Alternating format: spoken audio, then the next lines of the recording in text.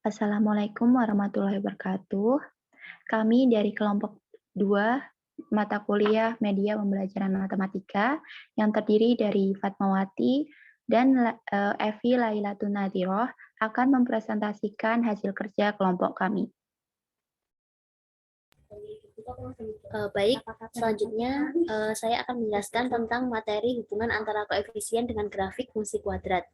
Nah, pada materi ini kita akan mencari tahu hubungan antara koefisien A, B, C dengan grafiknya.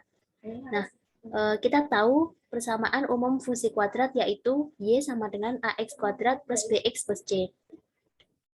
Yang pertama kita akan melihat hubungan koefisien A dengan grafik fungsi kuadrat. Langsung kita bahas fungsi koefisien A atau koefisien kuadrat, yaitu koefisien dari X kuadrat. Misalnya kita punya Y sama dengan X kuadrat plus 1, Y sama dengan min X kuadrat plus 1, dan Y sama dengan setengah X kuadrat plus 1. Maka grafiknya akan seperti pada berikut. Grafik yang pertama, yang paling kiri, yang tengah grafik kedua, yang paling kanan grafik yang ketiga. Nah, dari situ dapat kita simpulkan bahwa jika A lebih dari 0, maka grafiknya akan terbuka ke atas. Nah, apabila jika A-nya kurang dari 0, maka grafiknya akan terbuka ke bawah. Nah, sedangkan semakin besar nilai A, maka bentuk grafiknya akan semakin sempit. Nah, selanjutnya yaitu hubungan antara koefisien B dengan grafik. Pada materi ini diperlukan pengetahuan tentang melengkapkan kuadrat sempurna. Koefisien B disebut juga koefisien linear. Misalnya kita punya contoh untuk persamaan Y sama dengan X kuadrat plus 2X plus 4. Kemudian bentuk tersebut jika dilengkapi kuadrat sempurnanya akan menjadi X plus 1 kuadrat plus 5. Nah, selanjutnya 1 kita sebut C dan 5 kita sebut D. Sebelumnya perlu diketahui dulu tentang ini.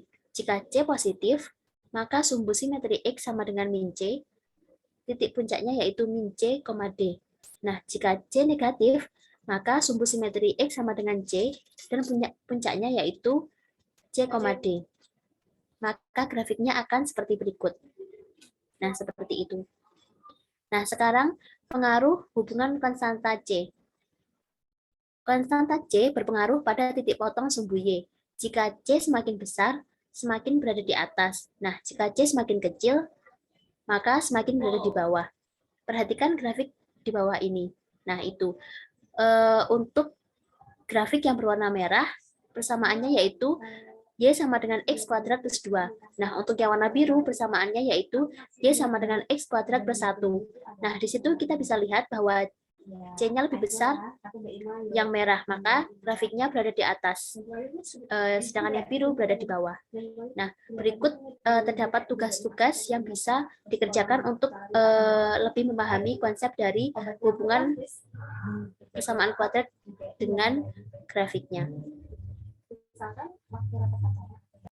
Selanjutnya saya akan menjelaskan menggunakan bantuan media GeoGebra agar mempermudah penggambaran efek perubahan koefisien pada fungsi kuadrat. Contohnya kita perhatikan pada koefisien A. Ketika A-nya positif, itu bentuknya grafiknya seperti ini. Bagaimana jika kita ubah ke negatif? Ketika A berubah menjadi negatif, dia akan berubah ke bawah. Jadi ketika A-nya negatif, maka dia terbuka ke bawah, dan ketika A-nya positif, dia akan kembali ke atas. Kemudian kita perhatikan untuk perubahan koefisien B. Ketika B-nya ini ke arah negatif, maka dia akan geser ke kanan. Tapi ketika B-nya itu menjadi positif, maka dia akan geser ke kiri. Kemudian untuk C, koefisien C ini berpengaruh pada naik turunnya fungsi.